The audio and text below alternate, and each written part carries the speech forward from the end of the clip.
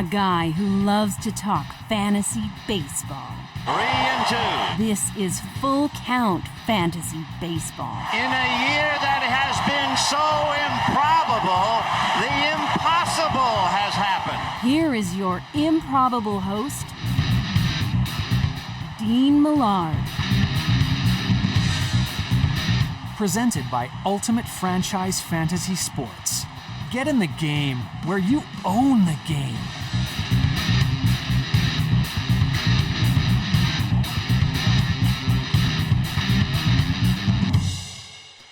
Hey there, and welcome to another episode of Full Count Fantasy Baseball. My name is Dean Millard, and the final weekend of the season is almost upon us.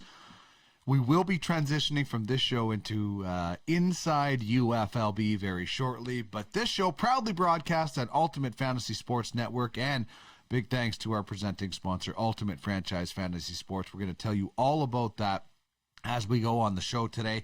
Things are going to be a little bit different with today's show than normally. We are going to introduce you to our second baseball Digital Athlete NFT, Kameron Loe.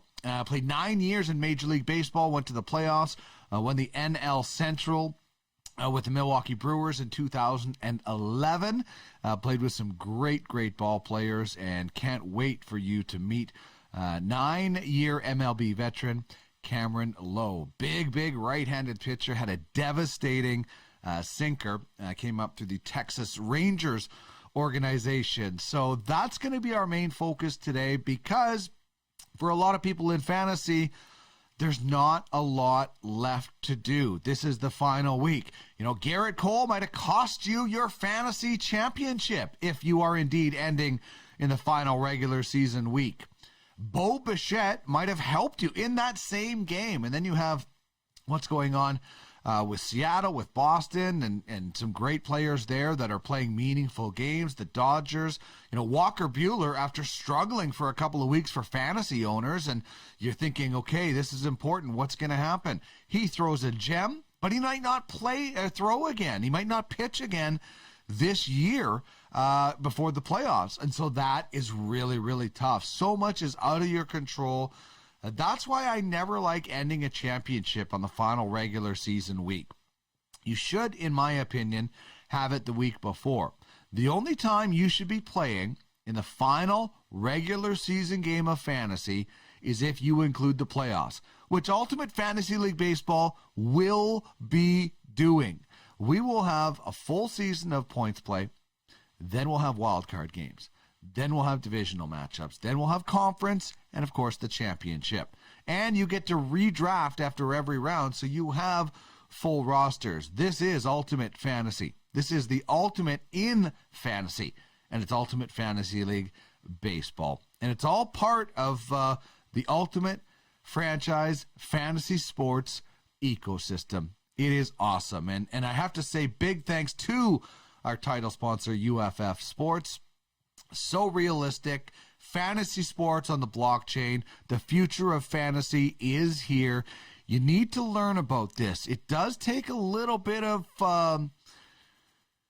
time to get your head around just how big it is, that it's more than just a fantasy league. It's an ecosystem. It's an investment. It's a lifestyle. People will be quitting their jobs, and some already have, to play fantasy, just like they did poker and video games. And don't worry, we've got some esports coming with fantasy. It's just going to blow your mind. So we have hockey already. We have football in play. Basketball just launched, and Ultimate Fantasy League Baseball franchises will be auctioned November 5th to 7th. UFFsports.com, or you can send an email, info@uflb@gmail.com. So that's info@uflb@gmail.com. All right, we are going to get to our guest of the day, Kameron Loe, former Major League pitcher, and the second NFT that was announced by UFF Sports. We'll get to that right after this. This is Full Count Fantasy Baseball. Don't try to strike everybody out. Strikeouts are boring. Besides that, they're fascist. Presented by Ultimate Franchise Fantasy Sports. Throw some ground ball. More democratic. Get in the game, where you own the game.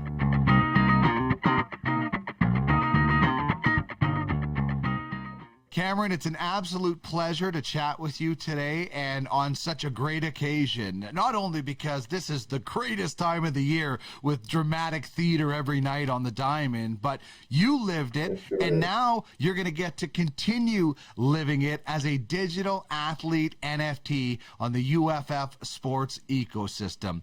What has this been like? Exciting. I know our good friend Gerald Smiley brought you in, and what does it mean to you to become a Digital Athlete NFT and to be able to continue your career in our Legends League at some point?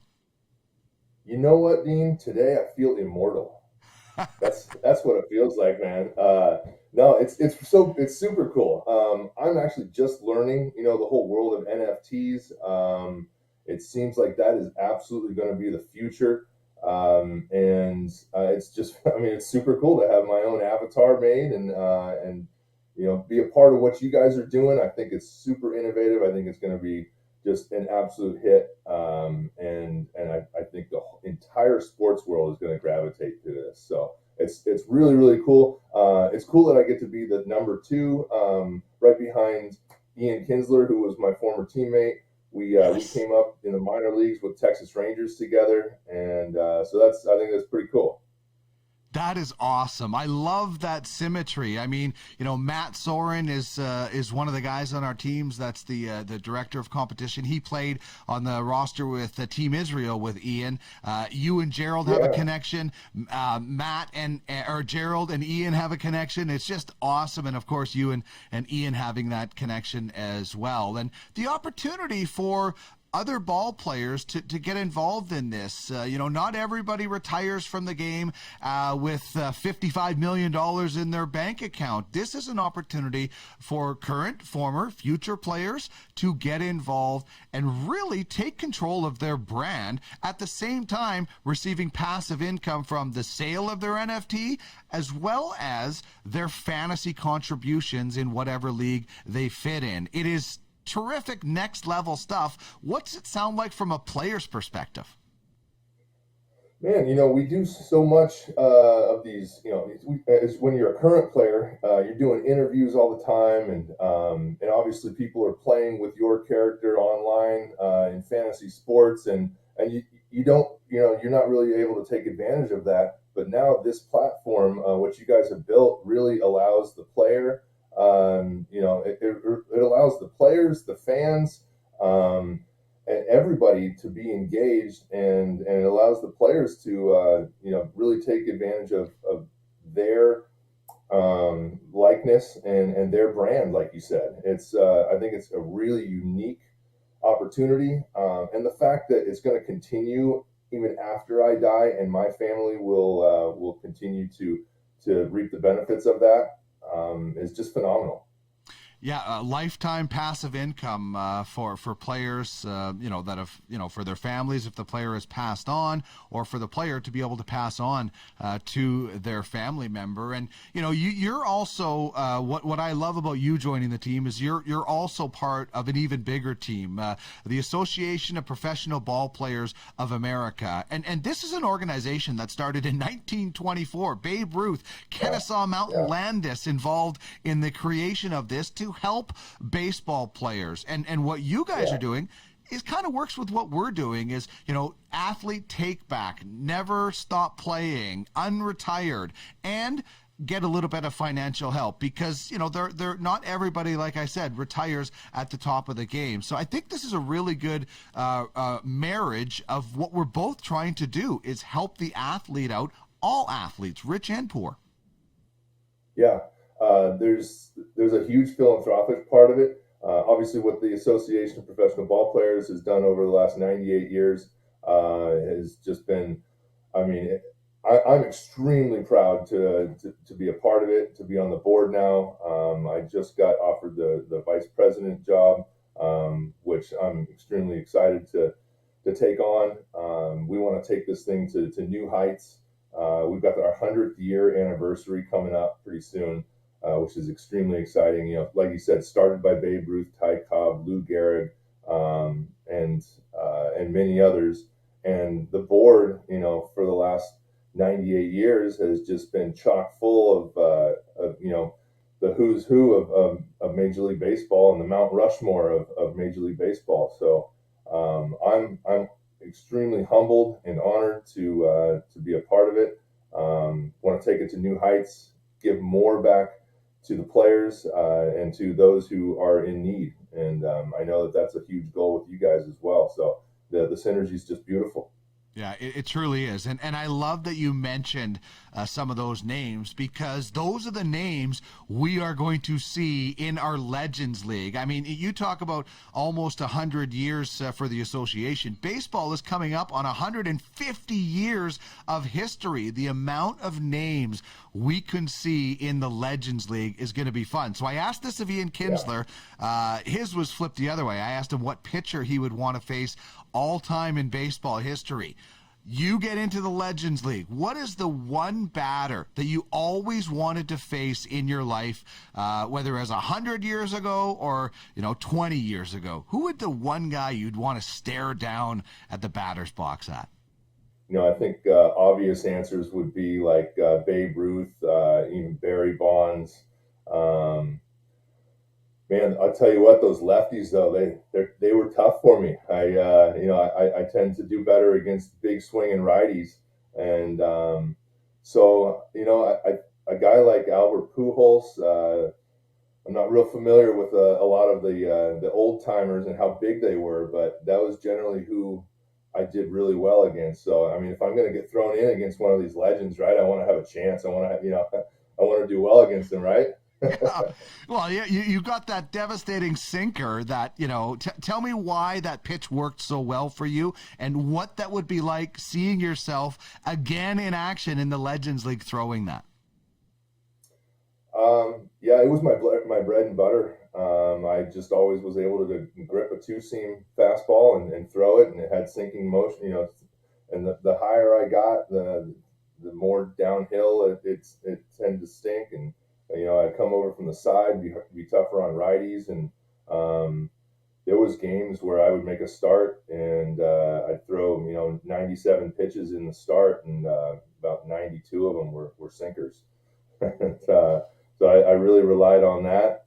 It'll be cool to see the reanimation of it, and I hope there's some really good animation of bats splintering.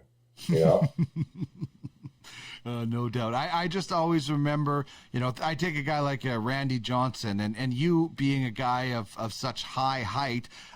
What kind of an advantage did that give you? I mean, you're almost reaching the plate when you release the ball, it seems at times. Being that tall, did you find it gave you a real distinct advantage at times?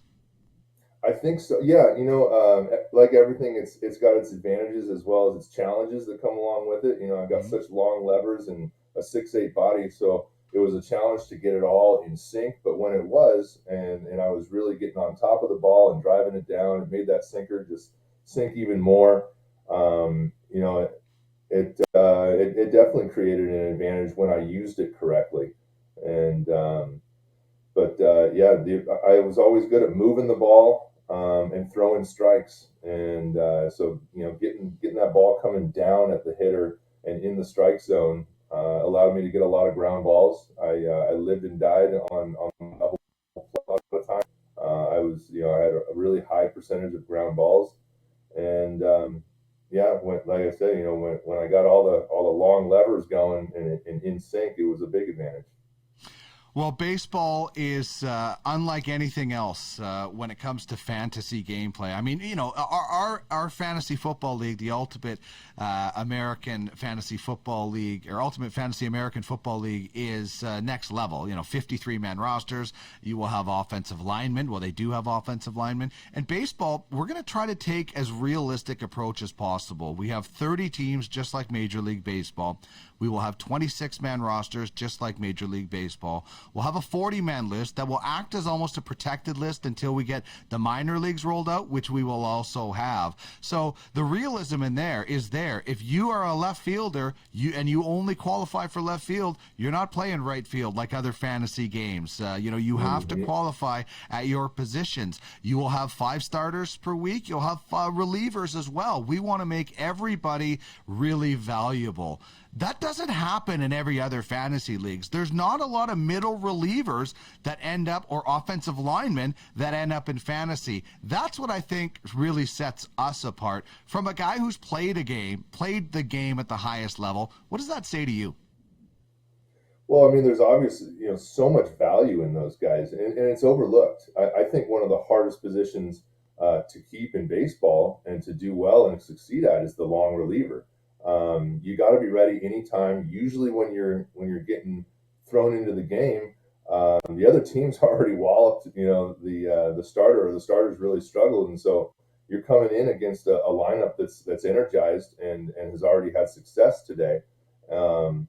And you never know. You could be throwing back-to-back days, or you could go a week, without throwing. And these are factors that a lot of people aren't familiar with, but having done it, having been a starter, a middle reliever, did a little bit of closing, but held down the setup spot for a number of years.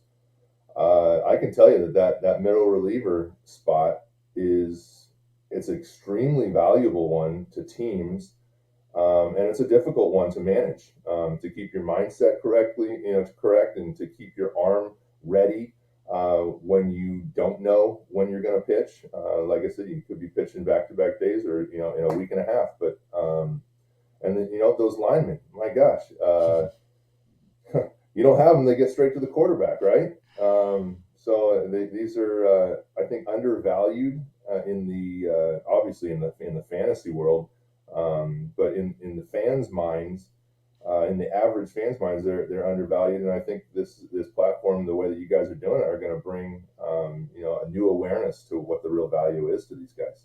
Well, yeah, and it's so interesting. Our scoring system is a daily scoring system, and there's ranges. If you go out and you have a really great whip one day, you're going to get a few points. If you go out and you get blown up, then your team's ERA and your whip is going up. So you live by the sword, die by the sword with some of those guys. And the 3 batter rule has really made relievers a lot more interesting and have to be a lot more versatile. And we want to be able to show that in fantasy because, as you said, I think they are valuable, and we want to be as realistic. But it has changed the reliever position quite a bit, hasn't it? Oh, it sure has. Yeah. I know a lot of these older guys are the Dennis Eckersleys of relieving. These guys were considered closers, but man, they come in for 6 to 9 outs a lot of times. They're finishing the back third of the game. And then we obviously went to a lot of more specialized matchup style pitching and managing. And now they've definitely taken that aspect a little bit away, so that you can't just play, lefty on lefty matchup all day. And it's showing, it's exposing some of the versatility that pitchers have. You have to be more of a well-rounded pitcher to get out lefties and righties now. You went to the playoffs in 2011 with the Brewers, so you know what it takes to build a championship roster, and that's what teams will have to do in this. The realism of Ultimate Fantasy League Baseball, from a guy who's been on a roster, it's almost like nothing compares. Nothing compares to owning an actual MLB team, except maybe a team in this league. How real is it when you look at the different things that go on with a Major League Baseball franchise? It's gonna add a whole another element of realism. It's really exciting. Like you said, you gotta have balance, right? You gotta have balance in your team.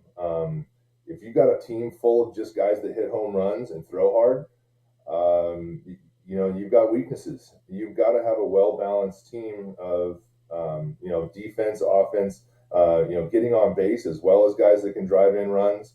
Obviously the art of the bunt and run and the stealing and all that has kind of diminished, but I think it's still extremely important. And the teams that do it well are pesky.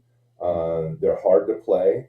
They wear on you, and when you're playing a 162 game season, that matters.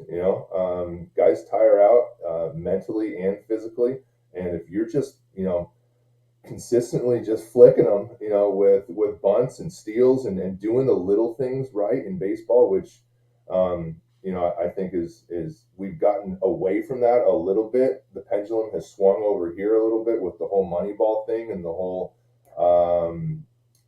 numbers, just analytics and numbers, and we've ignored the playing the actual game of baseball and doing the little things right to make it hard on your opponent. That pendulum, I do believe, is going to start swinging back a little bit, and we're going to see more well-balanced teams that are winning championships. Well, and I think where you're going to see it is the playoffs. I mean, runs are so hard to come by. Every swing has you on your edge of your seat, and with the way the shift is going, you don't have to bunt and play small ball 162 games a year. You just have to practice it, be really good at it, put it into action every once in a while, and then roll it out in the playoffs as an extra tool. I don't think anybody's going to be doing it a full season, but I think it will come a little bit more above board, I think, and more popular in the playoffs, which is something you've been in. So this time of the year is amazing. I mean, like the last few nights with the Blue Jays and the Yankees and the Red Sox, don't forget the Mariners, and then you've got the Dodgers who are, they've already won 100 games, and they might get a 1-game wild card against the Red Hot Cardinals. Man. It's just crazy. It's the wildest time of the year. What's it like to live this time of the year? What can you tell us about that 2011 run you went on with the Brewers, where you came up short, but you came up short against the team that won it all? Oh man, it's every day you wake up and your feet hit the floor and sorry, hold on. Even everybody's excited. I love it. Yeah, the dog's excited. He knows what time of year it is, man. That's right. Right. So yeah, man, it's just you eat, sleep, drink, dream. Everything you do is about that goal during this time of year. First thing when you open your eyes in the morning, that first thought that goes through your head is, I'm gonna do what I need to do to help this team win. And you carry that through your entire day. You got a fire in your stomach. You got this energizing. You almost have to dial it down a lot of times so that your adrenaline doesn't get the best of you. One of the things that Craig Counsell told me, when we were getting ready for the playoffs, I didn't have any playoff experience other than that 2011, at least not in the big leagues. And I was talking to Craig, who at the time was my teammate. And I said, you've been there, you've done it, man. What's your advice? And he said, stick to your fundamentals, trust in yourself, control your breathing, and know that adrenaline that's going to be racing through you is going to bring out the best in you. It's going to bring the great plays and going to bring the great pitches out of you. So you don't have to get too amped up. It'll be there. Take a deep breath and go be who you are. Great advice. And really, it is true. You can go out on the mound with so much adrenaline and start throwing at the mascot, like in Bull Durham or something like that, right? You can overdo it. Hockey, football, even basketball to a degree, you can get some of that physical stuff out in the paint and different things. A little bit harder in baseball. That's a really good point about bringing it down. You gotta stay within yourself. Yeah, you do. Stay within what you can do. Not try to do too much. But one of the things I tell younger players that I coach or mentor, I tell them that adrenaline, don't and the nervousness, that anxiousness, don't be afraid of that. Don't be worried about it. Enjoy it. Know that it's there for you, and know that you won't have to amp yourself up. You're already amped up. So go out there, stick to your fundamentals. Stick to what you do well. Stick to the fundamentals of baseball, and that adrenaline flow is going to bring out the greatness in you. All right. I have to ask you, we heard the dog earlier, love the dog, but when you played for the Texas Rangers, you had a really cool following from the fans. They called the area the snake pit where they were because you had a boa constrictor named Angel, and I know you had to give it to the family when you went to Japan, but were you a Jake the Snake Roberts wrestling fan growing up? Or tell us the story about this massive snake and that following that you had from those great fans that called them, they sat in the snake pit at the ballpark. Yeah, man, the Stanbaws, they're just amazing people. They actually ended up adopting Angel for me when I had to go to Japan. I got Angel when I was 19 years old. It was my sophomore year of college, and it was a birthday present, and I got her when she was like a foot long and twice the width of a pencil, and she grew to about 8 feet, and I mean, she was about that big around at her biggest point. So she was a big 8-foot muscle, man, and she, people are like, oh, snakes don't have personalities. Well, I beg to differ. This one definitely enjoyed taking walks with me. She loved to go up to the top of my head and just hang out. She loved being held, and she was a great pet for 10 years, man, and definitely got some good attention from the media because of it. At a certain point, I was like, all right, guys, can we talk about pitching and not the snakes so much? But it was all right. People dug it. I guess it's an unusual thing, but I grew up running up and down the hills of Southern California and Simi Valley and catching lizards and snakes and whatever else I could catch and throwing it all in a big container and having my own terrariums. I'd keep the lizards for a week and then they wouldn't eat and I'd let them go. But yeah, I've always been an animal lover. Love reptiles, love dogs, obviously. Just loved animals in general, and she was a great pet. Beautiful. And who knows, maybe it'll be part of your NFT when we see the artwork and the final product down the road. Cameron, this has been so much fun. I can't wait to talk to you a little bit more and see where this all grows and, the other players that start joining us and getting in the game where we're having a lot of fun. So welcome to the UFF Sports family and enjoy the playoffs, man. I will. I'll definitely be watching playoff baseball.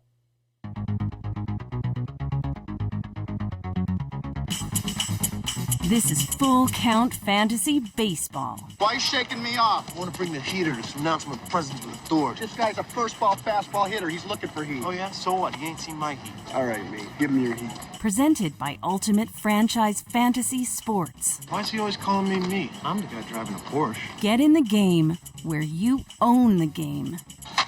God, the sucker teed off in that like he knew I was going to throw a fastball. He did know. How? I told him.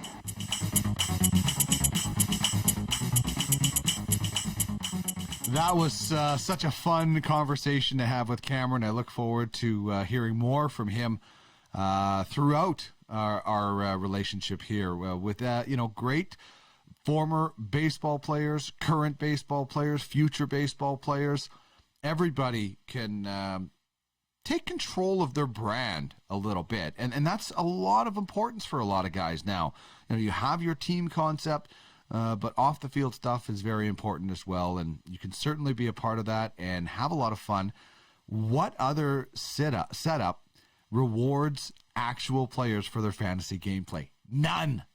That's why this is next level. Great to have Cameron involved, Ian Kinsler, and more to come. On the football side, you have guys like Chris Carter and Michael Vick, Nick Lewis, CFL Hall of Famer, Ryan Malone, Dave Schultz on the hockey side. Some big names coming in for basketball. So this is a lot of fun to be able to get the athletes involved and get them excited about playing again in some of our Legends League. I would love to get, this is an NFT I would absolutely love to have.